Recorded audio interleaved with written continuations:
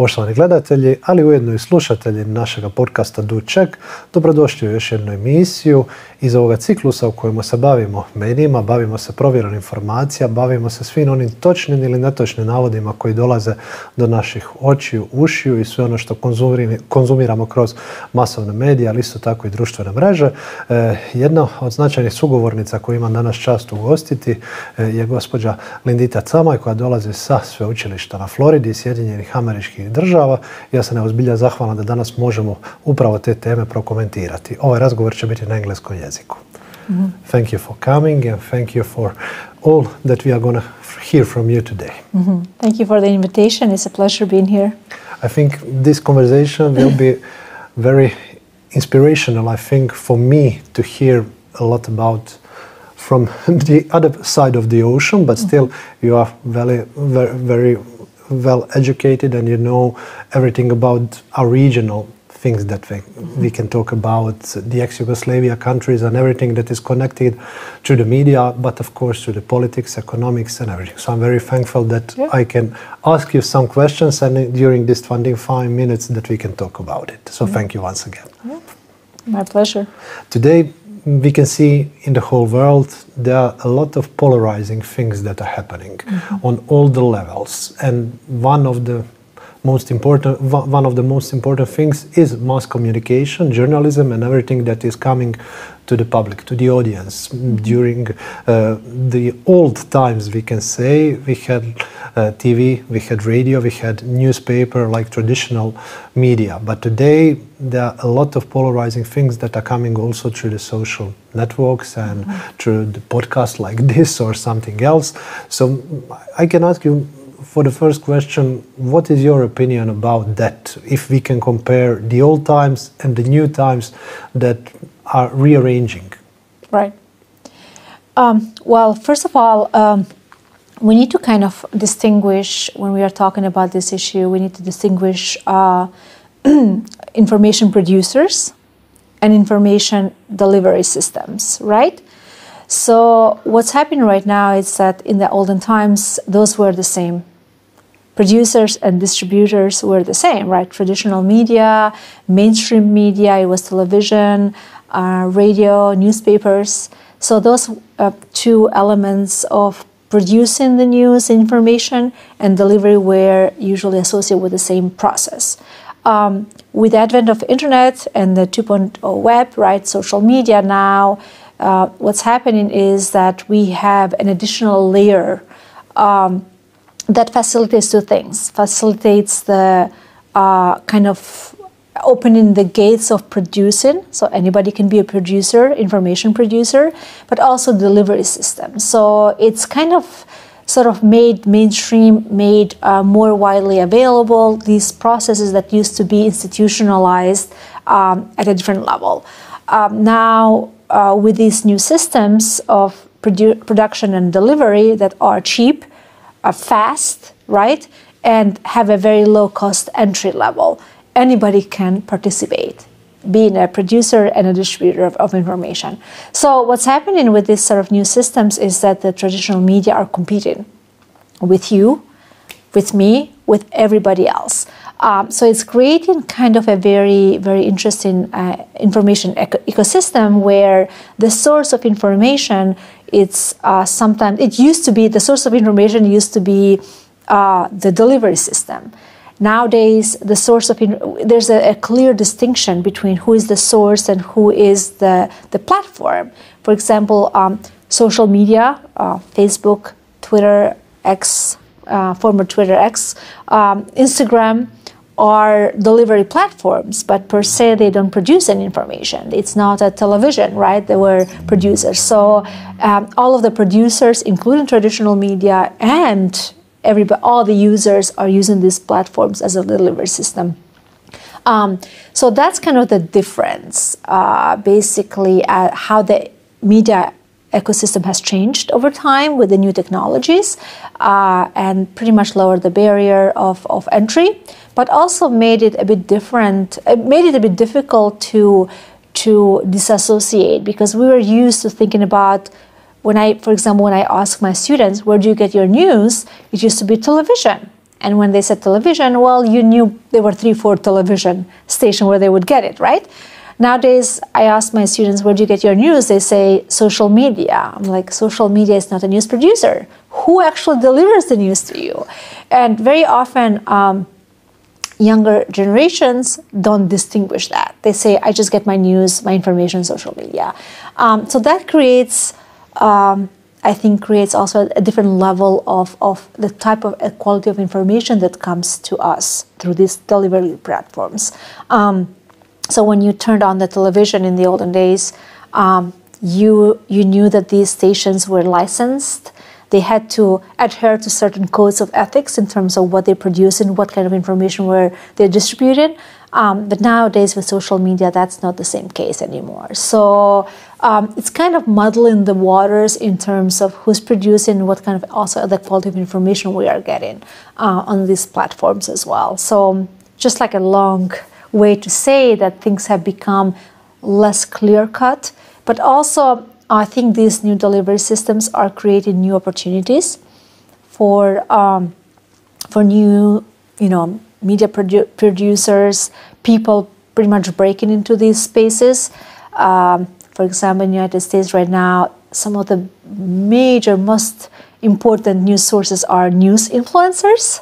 Maybe you've heard about these, but basically these are social media people who just tell you the news, that they don't produce anything, they don't report anything, they just influence you to what news you should consume, right?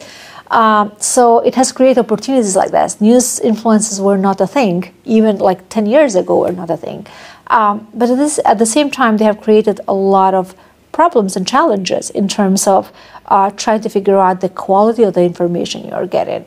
What are the motivations of these producers and the information that's being pushed your way? And of course, with adding another layer of algorithms that create another barrier, another sort of layer of ways that information is produced and is delivered and distributed, but also promoted on these platforms, creates some sort of I think a challenge to some degree environment as well, just to understand, okay, am I the information as a consumer, as a user, the information I'm consuming, to what degree this is good information, right? Is it verified information? Is it produced by professionals in the field, especially if it's public information? So, as I said, these newer technologies have created opportunities, but also challenges for producers, but also for us as consumers of information and news. During this whole cycle, through the last 2 years on Do-CHECK project, we try to educate not only students, the people that are normal consumers, how to select and how to find reliable sources, how to not just jump on the first link that they see on Facebook, on Instagram. I think that is maybe the biggest problem that is happening today, because most of the influencers and people on the networks that are very popular but still not with reliable sources, they are, let's say, the faster and most liked and followed on those networks. But when we are watching from Europe, from Croatia, European Union to the United States of America, we are also consuming a lot of information through the influencers like, I don't know, Joe Rogan and other people. And what's the situation? I don't have like too much opinions about that, but what's the situation on traditional level and also those new guys that are really popular and the people are following them and they are trusting their words and everything that are talking in their episodes of the podcast and other parts? Right. Again, I mean, the new technologies with the entry of newcomers into this, what we would consider informational space, right? It's created a huge competition, right? Like traditional media used to produce news that catered to everybody. Objective news, tried to verify news, right?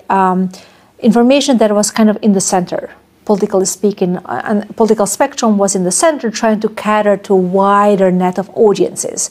That was the model on which traditional media were built, especially in the United States, like television, newspapers, radios, etc.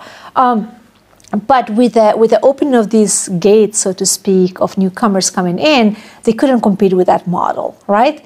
It's impossible for you as a podcaster to cater to everybody unless you go over the air. Even though over the air, people are not consuming that information anymore. So this created kind of more a space where niche audiences start to emerge. So a lot of these newcomers were trying to, kind of, I guess, try to cut a slice of the cake for themselves because they knew they couldn't eat the whole cake, right? It was not possible with the internet, because what's happened with the internet is it's also what's now has become a kind of global term, has balkanized the audiences, right? People are segregated in different channels, not two people, consume the same sources. So then this sort of in the special podcast, but also other producers are trying to cater to specific niche audiences. So one way to think about niche audiences are looking at the political ideology, right? So, for example, Joe Rogan and certain like his associates, they cater to more of a conservative political views. So if you are more likely to have conservative political news, then this kind of content resonates with you better. So you are more likely to be tuning into those conversations because they feel true, right? They feel true, they feel good, because that's what your intuition tells you it's true based on your predispositions. So that's basically what's happening here, kind of this sort of fragmentation of the audiences into small niche platforms, and then the emergence of these kind of more ideological news spaces, information spaces that cater in towards these specific interests and predispositions. Now, some people might say this is all right? Especially here in the Balkans, we've always had press, political press, right? Or we've had political party press that has been associated with the political parties. That has been kind of a system. It's more predominant maybe in the European system, where you always had ideological, news outlets. However, the problem with this at a global scale, and maybe in the case of the United States as well, is that it's built in these spaces where people are, kind of speaking to the like-minded persons, right? They are building this media diets that only cater to people who don't challenge you on any levels, because what you're saying resonates with them. So these filter bubbles, I guess that's one. And also, if you think about social media, are also designed to create these filter bubbles, right? The algorithm caters to your interest. The more you click on something, the more you are likely to consume that. And a lot of research has looked into this. What is the effect of these filter bubbles? I mean, why should we worry about it? Why are we talking about that? Is because this is where sometimes then misinformation finds its roots, spreads. When you have a media ecosystem, when you have a platform where people are like-minded, they're just less likely to be challenged. If you say something that is not true, you are less, or number one. Number two is that if somebody is giving you information that kind of resonates, you are also less likely to kind of question it or doubt that information, because it just sounds true to you, because that's what you kind of believe, those worldview. The messaging is built to cater to those worldviews that kind of resonate with you. So that's the problem that these spaces are creating, right? Are creating places where filter bubbles, people are just, communicating with like-minded people, and that's where the creates a breeding ground for misinformation spreading that goes unchallenged and is more likely to be trusted and consumed widely. And again, what this is, especially the right-wing media ecosystems in the United States, I'm talking about that more specifically, is that all of these are linked to each other. So if you consume Joe Rogan, you're going to consume similar platforms as well. And those misinformation and conspiracy theories just travel from one platform towards the other within this kind of ecosystem. So that's the danger, I think, that we are facing with these new platforms. We also talked during this whole cycle of Do-CHECK about the artificial intelligence and how much all of those product placements and video deepfake and other multimedia materials that are coming in public space are hurting, and how much trouble they do. Even in the political campaign of Donald Trump, I think there was from time to time some pictures that were obviously artificial intelligence. What do you think, how much damage that part of using artificial intelligence is doing? Right. I mean, we all saw the former Pope in the Bellagio big puffy coat, right? So, yeah, people were excited about experimenting with AI and infiltrating this, kind of creating some of these images and videos that were obviously made up, right? They were not based on any reality. Well, you need to think about a couple of things here. There are different ways that AI has been used in the sphere of misinformation, right? You have places where they are making up this completely out of the blue, right? The Pope never actually drove a motorcycle, right? There was no scrap of truth there. You have, for example, some of these that are obvious, like it's just. They are not created to really, try to deceive you. They are created more for fun, right? So that's that kind of type of misinformation, which I would say in this case and can be considered a bit more benign. It's more kind of for sarcasm or memes, or it's more kind of humor built for that. We've seen some videos, for example, of Trump dancing with Putin and things like that, right? Obviously, it's just that didn't happen, right? But I think where the dangers come are from these manipulations. For example, there was a case of Nancy Pelosi where she was given she was the former speaker of the Congress. She was given an interview. And what they've done is they have kind of slowed the voice, like manipulated the content of a conference that actually happened, in which she appeared to be drunk. And then because she was slurring her words, right? So that video circulated on social media, especially in these right-wing circles, like wildfire, and created this narrative that Nancy Pelosi was drunk. There was another similar case where former President of the United States, Biden, was meeting with some foreign dignitaries, and they were given a joint press conference. And he, if you remember Biden, he used to kind of, look down and sort of just like pensively, listen when you were they were talking. So what they did is they manipulated that video to make it think like he fall asleep. And if you look at that video, it's really, it shows him, and then it was circulated.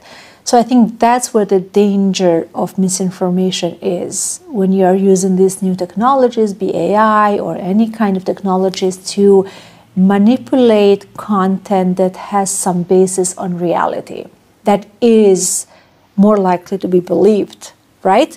And build these conspiracy theories around those, that build some kind of image that, for example, in this case, they did it for a purpose, right? The purpose was to show how Biden was too old to be president. Nancy Pelosi is just too wacky. She just got drunk on the job. You see, they're building a narrative that kind of plays towards that. So I think that's where the danger is mostly, at least at this time, right? Also, till now, at least, artificial intelligence has not been. It's not at the level where you can create something that looks really authentic. I mean, it's getting there. It's very close to be there. So I think that's sort of thinking about this, it's when you are creating these images or video that have some basis on reality, those are more likely to be believed and spread and have more dire consequences. Now we see how fast AI is moving and how good the technology is getting. I'm sure tomorrow we will be talking about some other problems. But then there are also, at the same time, what I want to talk about is that to every problem, there's also some kind of solution or the antidote to this.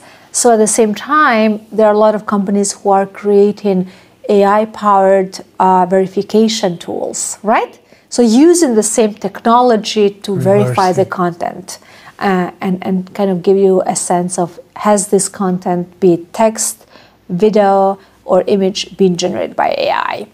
So there's some new developments, very promising developments in that sphere as well, which will give us then the tools or the antidote towards this as well. So I think as audiences, we always need, if something just doesn't make sense, it's very important to be, well, not distrusting, but more like just have this kind of idea of, okay, where is this coming from? What's the source? And I do teach a class on misinformation. This is the first lesson 101. It's like, always think about who created this image, where was it taken, right? And there's already some tools we have with reverse, Google reverse search, image search. There are some other tools that tells you, like if you see a picture, you can see if it was posted in a different context, because as I said, those are the manipulations are problematic a lot. So I believe we'll have better tools that will help us detect this. But as we know as well, the malignant entities are always ahead of its game. So it's like a mouse and cat kind of trying to catch up. So it's an arms race for sure. In one of the last shows from the DU-CHECK series, I had a lady from European Commission here in Croatia, and she told me about the new European Union law that is forbidding a lot of AI manipulation and everything. Is there something similar in the United States of America? Because I can remember that even Donald Trump was telling that he will forbid, I don't know, TikTok and some other platforms. How is the situation there? Right. Well, there's been a lot of talk about regulation of AI, trying to kind of get to some sort of a way to make it more of a responsible use of AI, right?